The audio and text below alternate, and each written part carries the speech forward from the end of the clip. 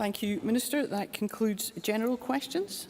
Our next item of business is First Minister's questions, and I call Russell Finlay, question number 1. Thank you, Presiding Officer. The safety net of social security is something that we all value, but Scotland's towering benefits bill stands at around £7 billion and is due to reach £10 billion almost by the end of the decade. I've said it before and I'll say it again, benefits spending is out of control. We know that it is unfair, unaffordable and unsustainable. Does John Swinney agree, or does he think that the SNP's benefit system is fair, affordable and sustainable? First Minister. I think the approach the Scottish Government takes to benefits is based on the principles of fairness and dignity, which this Parliament legislated for. I am proud to associate my government with those values that are enshrined in statute. I believe the benefits system in Scotland is sustainable, and that is demonstrated by the ability of this government to ensure effective budget planning to meet all of these commitments. And I make no apology whatsoever for being determined to protect the vulnerable in our society and to lift children out of poverty. That's what my government is all about. Russell Finlay. He's in a state of denial.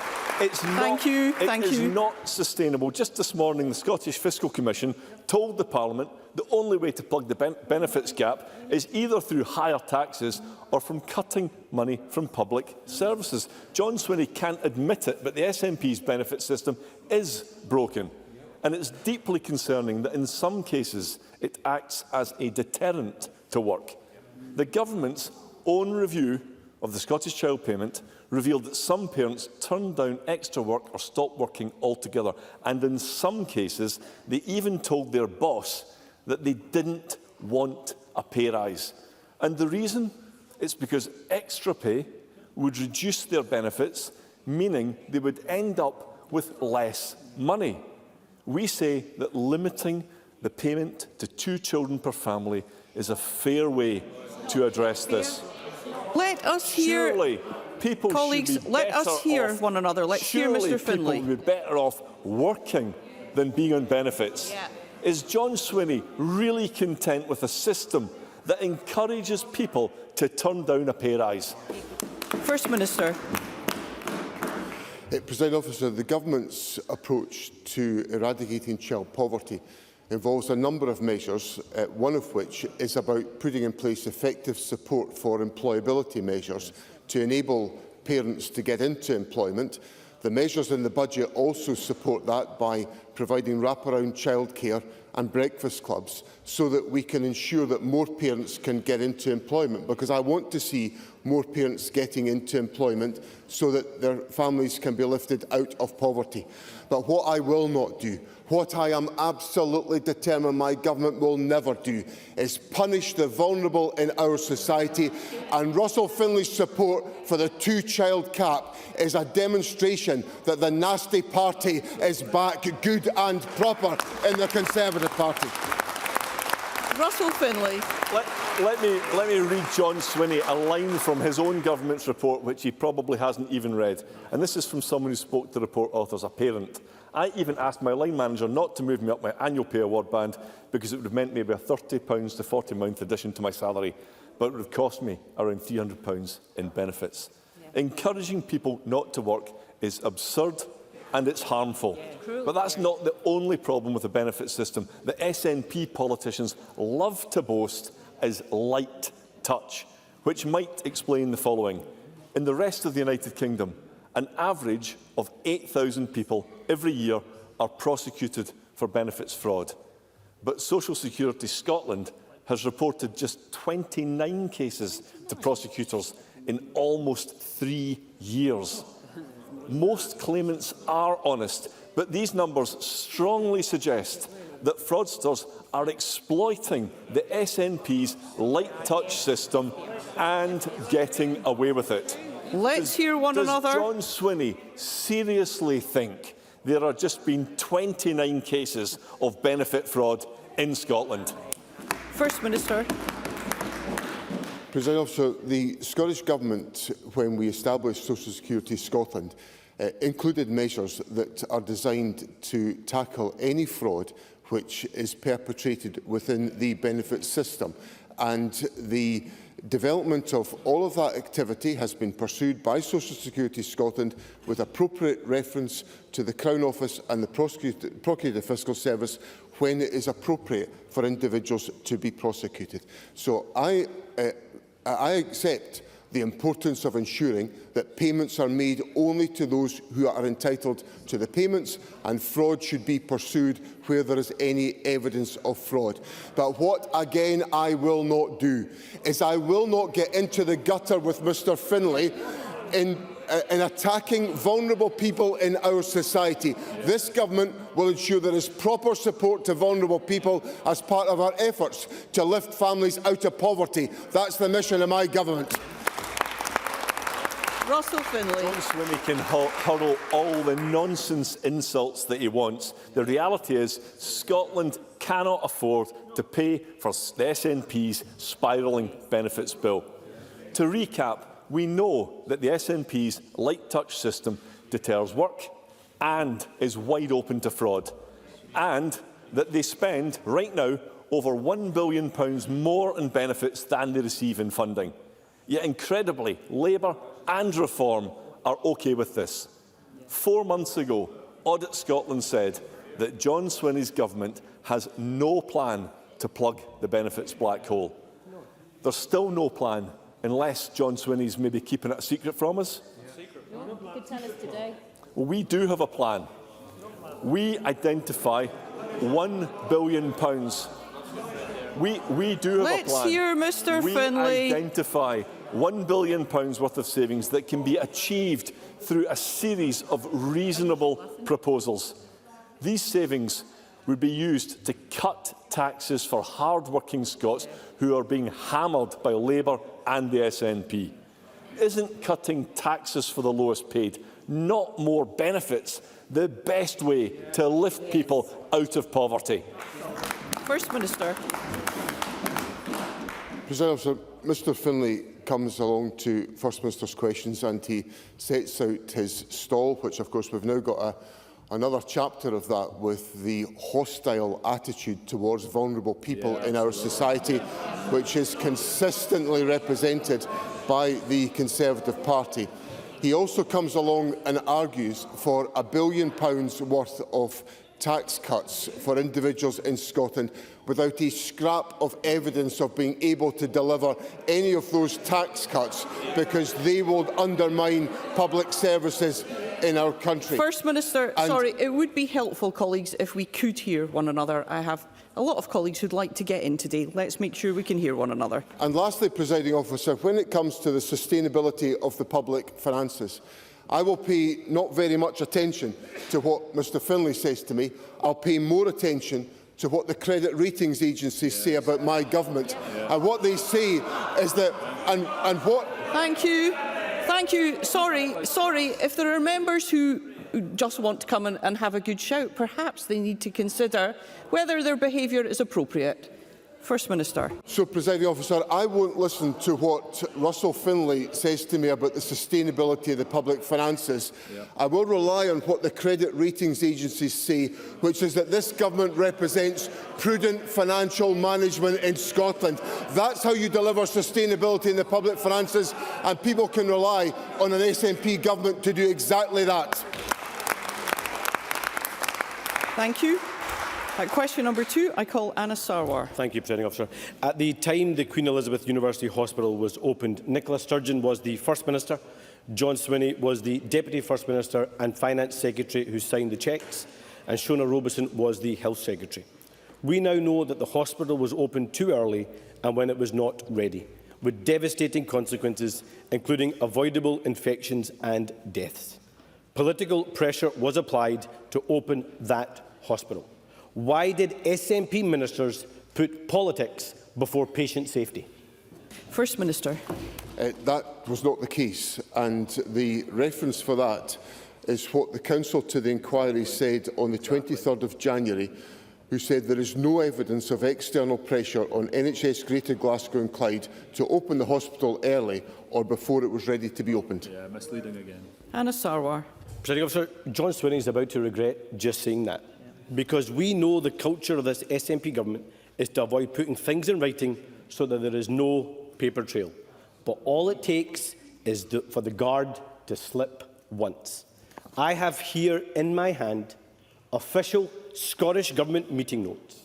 These notes, written by a Scottish Government official, relate to a series of meetings held on the 16th of December 2019, the 19th of December 2019 and 10th January 2020.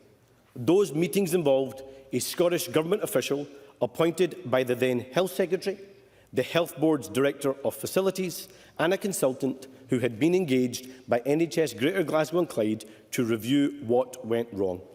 It states in its findings in black and white, political pressure was also being felt and no consideration was given to delaying the opening of the hospital despite the issues being faced with completion and operation. Political pressure was also being felt. So will John Swinney now tell Parliament why political pressure was being applied to open a hospital that this note also makes clear wasn't ready and led to people dying? Or would he rather answer in the presence of his lawyer? First Minister. Well, Presiding Officer, there is an inquiry underway that is exploring all of these issues, which is taking evidence in the presence of Lord Brodie. A properly constituted public inquiry that is exploring all of these issues that are at stake. And the counsel to the inquiry said on the 23rd of January in the summary, there is no evidence of external pressure on NHS Greater Glasgow and Clyde to open the hospital early or before it was ready to be opened. That's what the counsel to the inquiry has said, and Lord Brodie is obviously considering all of these issues. Ms Sarwar. He's been found out, Presiding Officer. This is a minute between a Scottish Government official appointed by the Health Secretary, the Health Board's Director of Facilities and a consultant appointed to look at what happened. And once again, this official Scottish Government minute of that meeting expressly states in black and white, political pressure was being felt and no consideration was being given to delaying the opening of this hospital. That is damning. That decision to open the hospital early has resulted in a decade of lies, deceit and cover-up, bullying and gaslighting of staff, families being lied to and denied the truth, and infections that led to the deaths of children and possibly adults too, all because politics was put before patient safety. This evidence is damning. People died. So I asked John Swinney, was it worth it? First Minister. President Officer, the issues that I've set on the record already is what the counsel to the inquiry has set out. And as Mr Sarwar knows from previous answers I've given, the Scottish Government was made aware of there being water contamination issues in the hospital was in 2018. The Scottish Government commissioned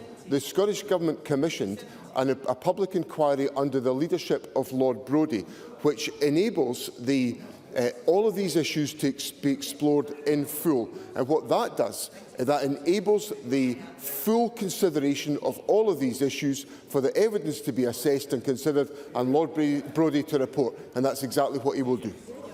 Question number 3, Alex Cole-Hamilton. Thank you, Presiding Officer. Presiding Officer, last time I told the First Minister about former care worker Margaret McGill, who'd been in hospital for more than 400 nights. She's been unable to get home because the carers that she needs just aren't available.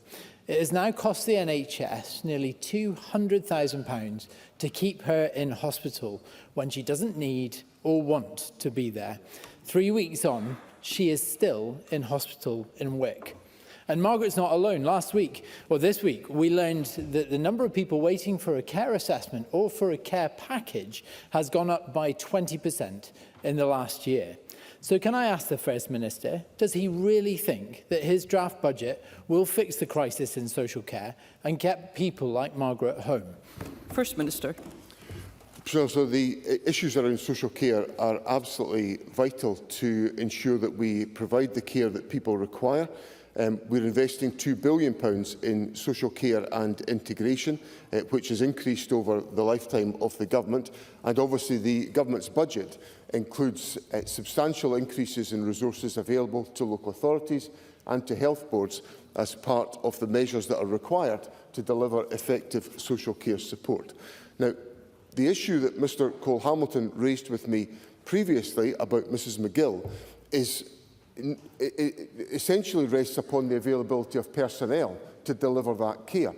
And as I set out to Mr Cole-Hamilton the last time we had exchanges on this question, that issue is significantly affected by the availability of people of working age in areas such as Caithness to deliver such services. And we work closely with the local authority and NHS Highland to do all that we can to support the availability of care staff. And of course, the measures I've taken on access to workers from other countries will help in that respect. Alex Cole-Hamilton. Thank you, Presiding Officer. The First Minister knows that we are prepared to vote for his budget if the measures in it are right. We are here to get things done, and the Scottish Liberal Democrats have already secured some big wins through our negotiations on this budget already. Money to back young entrepreneurs, for colleges, for the Northern Isles, removing peak ferry fares, and for faster autism and ADHD assessments.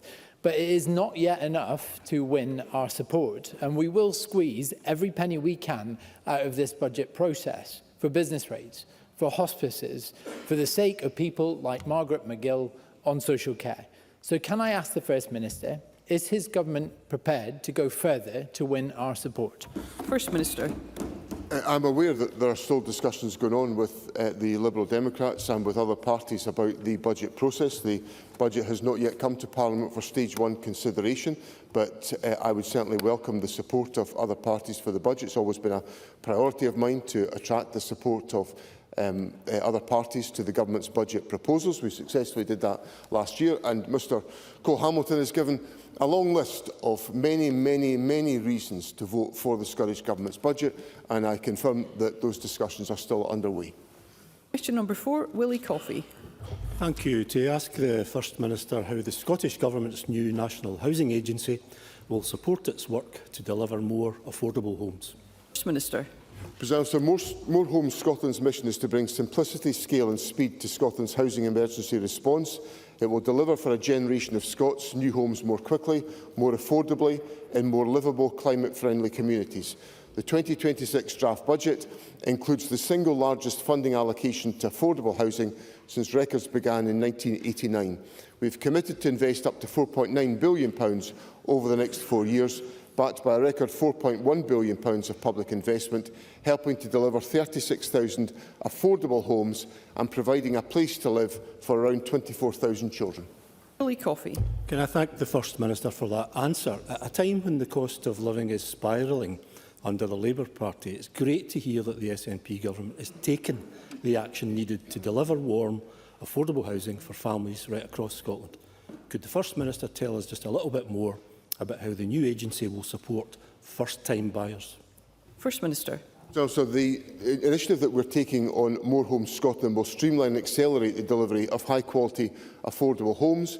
This will ensure more homes will be available across Scotland, including for first-time buyers.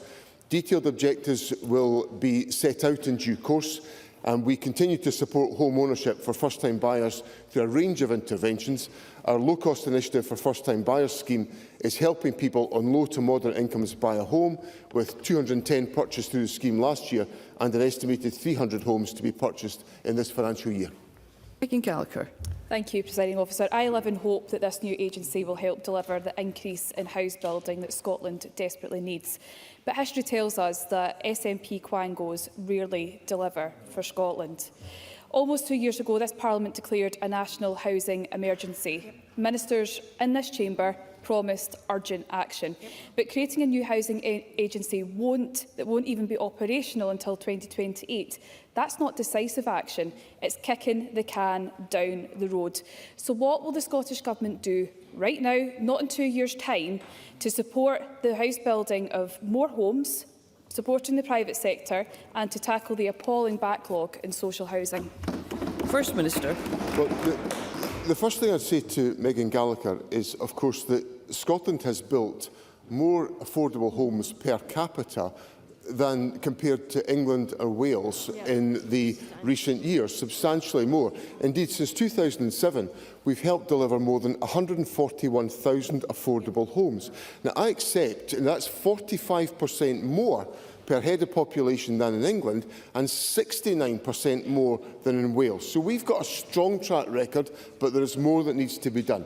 In the immediate sense, we are investing money to tackle void properties, and we've got thousands of void properties coming back into use. We're putting money in place to acquire properties from the private sector so that more properties can be used in the affordable housing sector. And of course, the investment programme that the government is setting out in the budget indicates long-term, stable funding for investment in housing for the years to come, and More Homes Scotland will accelerate the pace for delivery. That's what my government is prepared to do. We're prepared to put the resources in place. We're prepared to put the measures in place. I wonder if Megan Gallagher will support our budget to deliver that expenditure for housing in Scotland. Maggie Chapman. Thank you. Given the recent publication of Shelter's Dundee Housing Emergency Action Plan and the city's well-rehearsed issues with RAC in residential properties, will the First Minister comment on the fact that Dundee is yet to declare a housing emergency, which would allow us to all act together on the challenges that face Dundee in relation to housing and homelessness? First Minister. Obviously, we work very closely with Dundee City Council and with housing associations in the locality who deliver significantly in relation to the affordable housing agenda.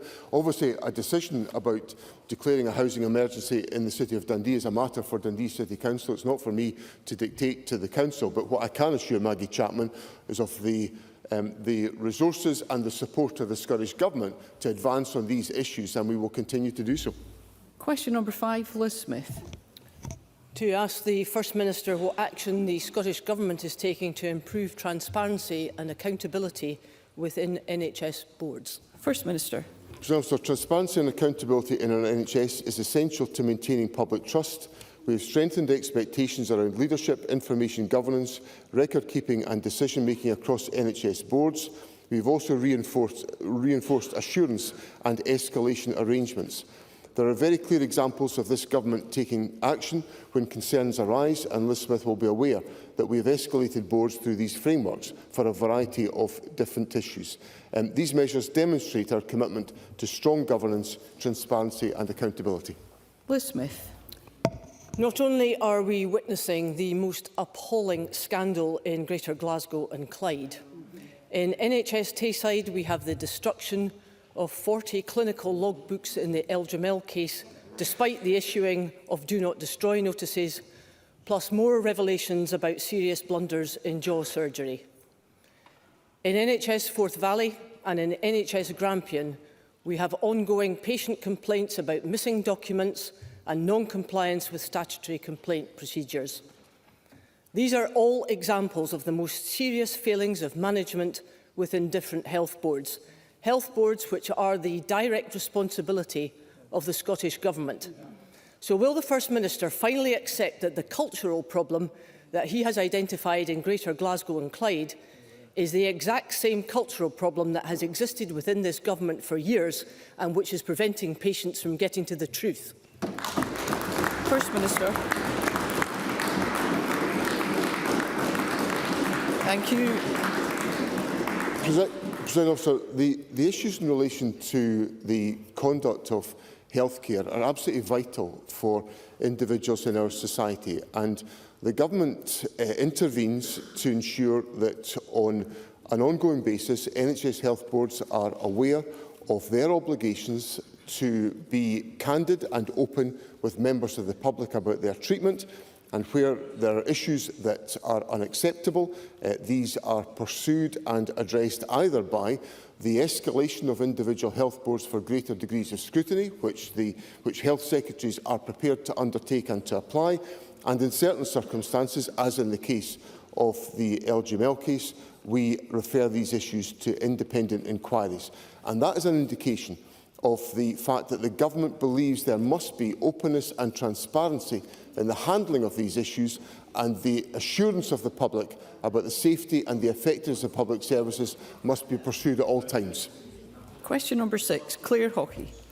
Thank you, Presiding Officer, and I remind Chamber of my register of interest to ask the First Minister how the Scottish Government's launch of walk-in GP clinics will support its work to bring down waiting times and ensure everyone gets the care they need. First Minister. Presiding Officer, our new walk-in GP clinics will make it easier for people to access GP services without an appointment.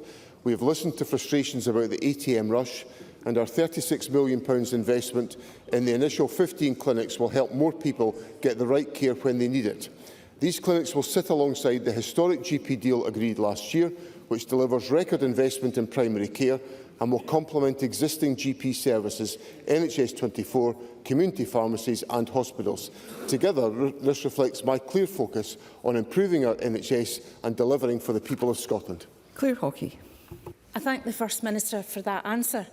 While Labour talks about privatisation and Reform wants to charge people for using the NHS, only the SNP is committed to defending Scotland's NHS and investing to improve it through bold new initiatives such as these GP walk-in centres. Let's hear Ms Hockey. Thank you. Under this government, we are clearly seeing progress in our NHS, and I, for one... Colleagues, let's be courteous. I, for one, want to thank our hard-working NHS staff for all they are doing. It seems unlike our Tory colleagues. Given Labour cannot bring themselves to do the same, can the First Minister perhaps remind our Labour colleagues what improvement we've seen under his leadership in the last year? First Minister. Presiding Officer, I join Claire Hockey in paying tribute to the hard-working staff of our National Health Service, whose dedication has made possible the improvements that we are seeing in Scotland's National Health Service. I'm very keen that everyone gathered in the chamber can hear what's going on. First Minister. Let me set out what improvements have been delivered in the National Health Service. Operation numbers are up, GP numbers are up, the number of nurses, midwives and dental consultants are up, long waits are down and down for 6 months in a row, outpatient waits are down, inpatient and day case waits are down, and the risk of dying from cancer in Scotland, is at the lowest rate on record. That is a record of delivery from this government for the National Health Service, and we intend to continue delivering for the people of Scotland. Jackie Baillie. Presiding Officer, the reality is the SNP are busted. We've seen today the fact that they keep from the public important information and pretend that they are cleaner than clean. But the Scottish Government promised 800 more GPs, but they failed to reach their target. And despite this promise, there are actually fewer whole-time equivalent GPs compared to a decade ago. And these GPs are seeing more patients, 1,700 patients now compared to 1,500 in 2013. Primary care is under incredible strain, and both the BMA and the Royal College have been critical of the walk-in centres, calling instead for the money to go to existing GP services. So can I ask the First Minister, how will he ensure that the walk-in centres are adequately staffed when there is not currently the case in local GP practices? First Minister. Well, Presiding Officer, just to reassure Jackie Baillie, GP numbers are going up under the watch of this government to make sure that we have in place the services that are required in our communities. And the government is going further. We're going further with GP walk-in centres to make sure there's even more access for members of the public. That's this government listening to the people and delivering on the National Health Service. Thank you. We move to constituency and general supplementaries. I call David Torrance. Thank you, Presiding Officer. This is an incredibly worrying time for a workforce that must mourn, and urgent action is required. It's welcome that the SNP Scottish Government the budget includes £9 million over 3 years to help staff and communities affected by a plant's closure. Can the First Minister say more about how this funding will be deployed, and does he agree that Anna Sarwar and Scottish Labour should be joining us in pressing the UK Government colleagues to support our energy sector, rather than letting their support for industry stop at the border? First Minister. Sir, I'm committed to ensuring that we do all that we can to support the workforce at Mossmorran, which is an incredibly difficult time for the workforce. We've engaged extensively with stakeholders to ensure that the funding that's available in the Scottish Government is prioritised to initially support the workers to transition to other employment opportunities and then support efforts to secure a new future for the site. The Deputy First Minister is providing the necessary leadership to drive this crucial work, and Scottish Enterprise have begun work to secure new investment and a future for the site. We are taking forward all of these measures, and an essential component is making sure that the Government's budget is supported. And I look forward to colleagues who have got an interest in supporting Mossmorran, supporting the Government's budget when it comes to Parliament for approval. Annie Wells. Thank you, Presiding Officer.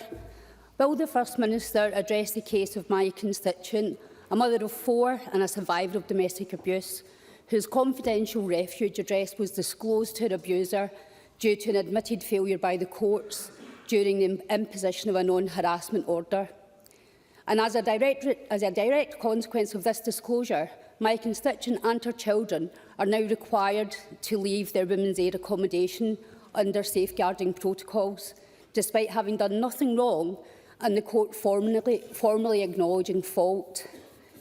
Given that this harm arose solely due to an error by the justice system, what action will the Scottish Government take to ensure my constituent and her children are provided with immediate, safe and suitable housing, and what steps will be taken to ensure no survivor of domestic abuse is ever placed at risk again due to such a safeguarding failure?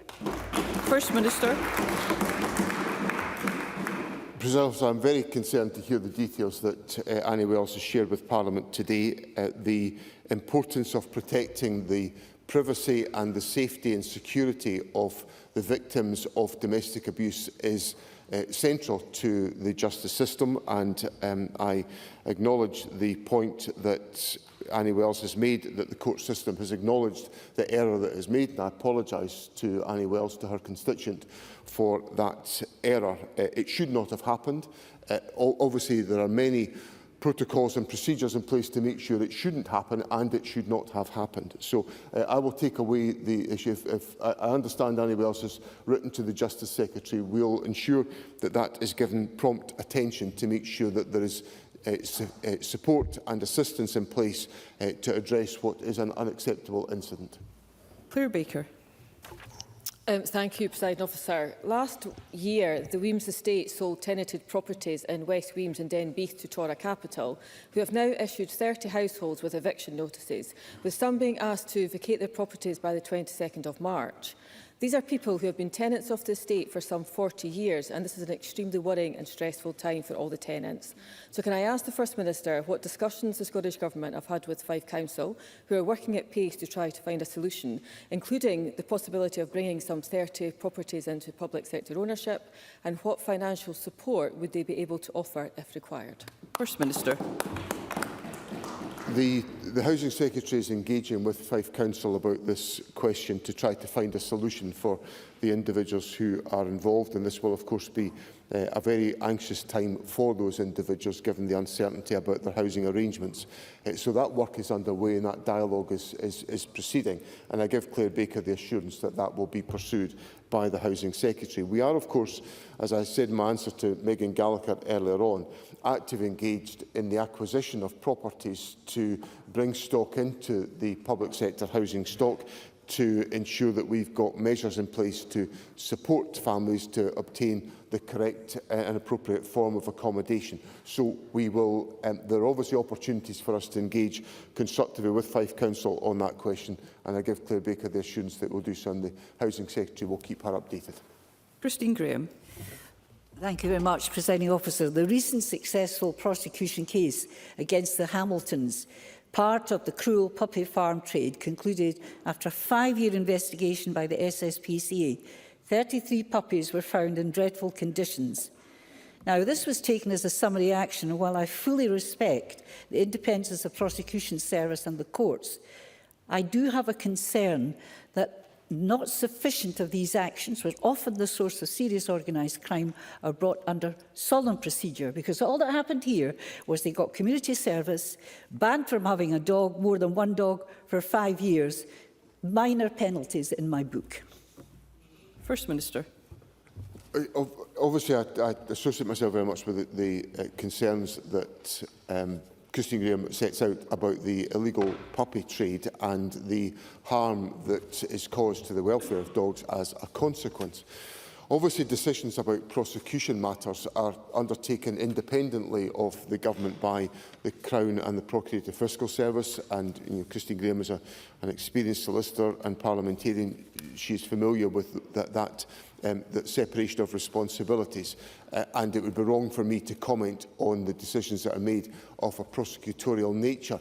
What I think is important is that all of these cases are fully and properly investigated and the Crown can come to their conclusions on these matters. Alexander Stewart. First Minister, an inspection at Forth Valley Royal's Hospital Adult Mental Health Unit has uncovered significant concerns. Issues have been raised about patient support and protection at the hospital. Individuals who should have been under continuous observation were allowed to gain access to open spaces and even the roof. So what action can be put in place to ensure the safety of these vulnerable individuals? First Minister. President Officer, the issues that are raised in the report raise serious concerns. For that reason, the Health Secretary and the Minister for Mental Health saw the leadership of Forth Valley Health Board at my request yesterday to make it abundantly clear that we expect the recommendations to be addressed, the performance to be improved, and ministers will hold the NHS Board to account for all of those issues. Davy Russell. Thank you, Presiding Officer. First Minister, I've been contacted by concerned local GPs at the sudden unexpected shortage of cocodamol in Lanarkshire. The First Minister should be aware that there are some 40,000 people are addicted to the medication and shortages will have consequences for everyone else in need of pain relief. Can he advise whether this is a short-term supply problem in Lanarkshire or is this a problem across the country, and what action will he take to ensure there is a continuing supply? First Minister.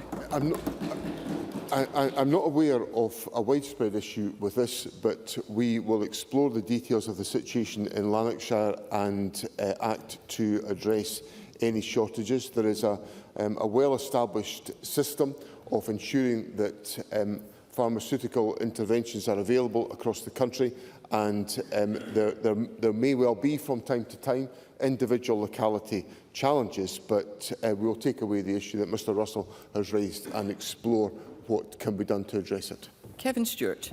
Thank you, Presiding Officer. The shadow of the UK Energy Profits Levy looms large over my area.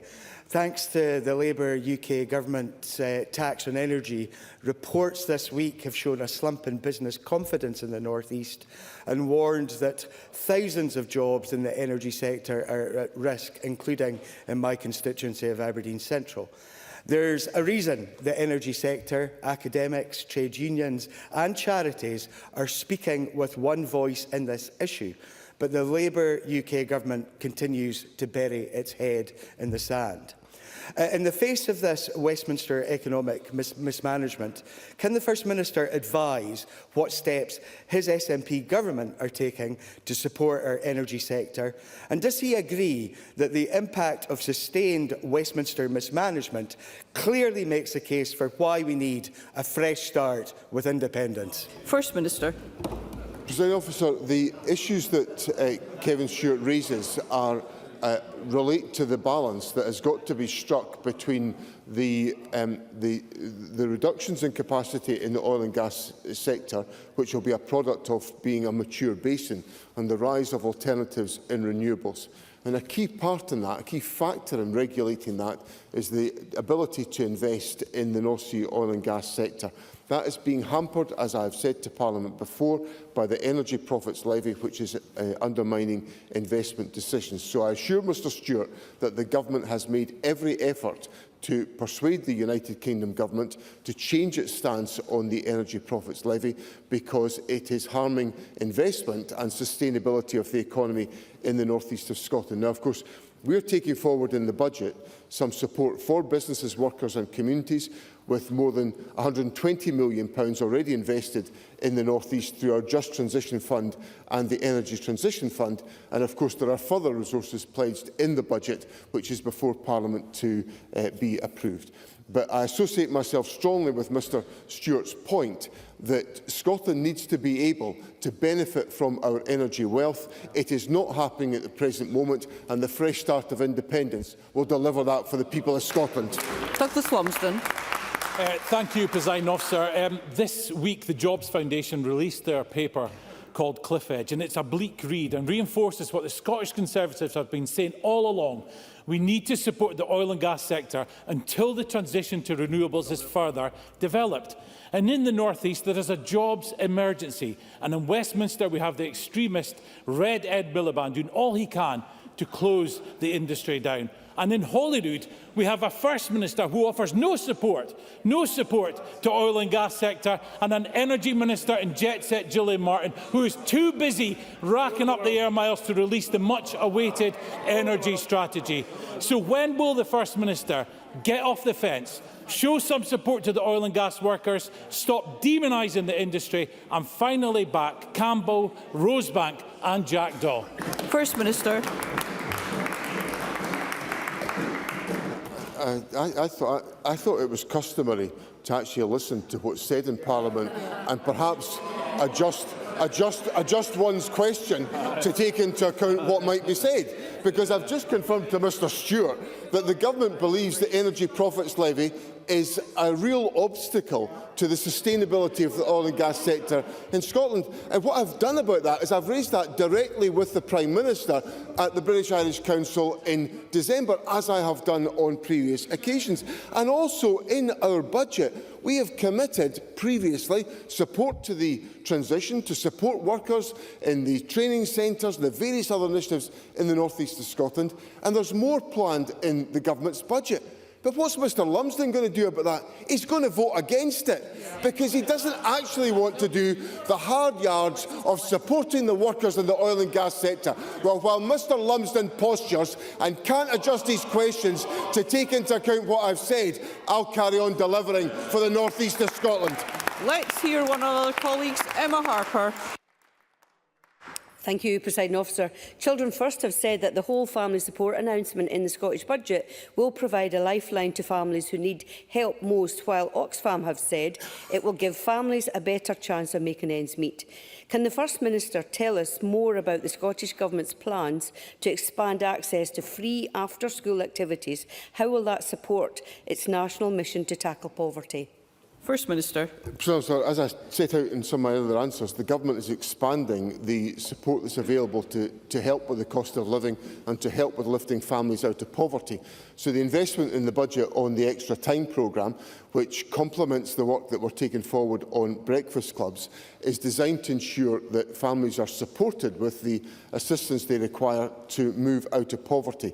So we'll invest £2.5 million to expand the Extra Time programme in the Government's budget and ensure that, in partnership with the SFA, we work to assist families and ensure that there's provision in place to ensure that individuals are able to sustain their participation and engagement in employment. So it's part of a wraparound support that the Government is putting in place to deal with the cost of living challenges that families face.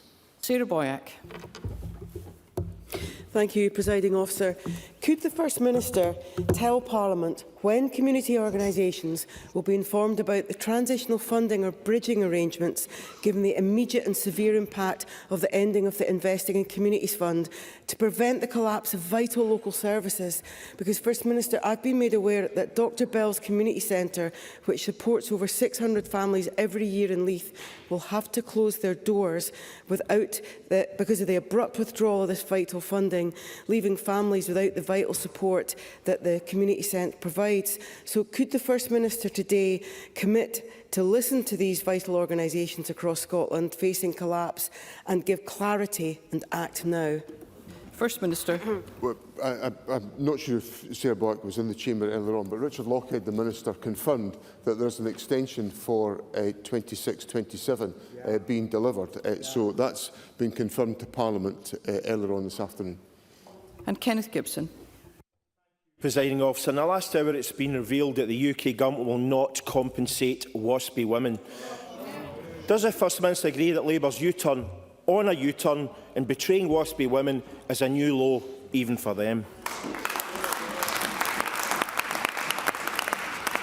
To the extent of devolved responsibility. I'm grateful to Mr Gibson for advising Parliament of the decision of the United Kingdom Government.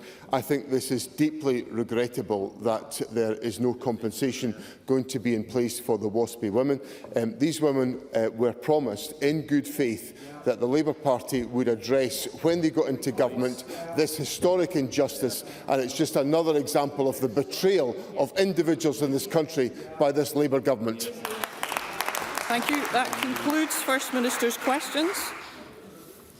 The next item of business is a member's business debate in the name of Kenneth Gibson, and there will now be a short suspension to allow the Chamber and the gallery to leave.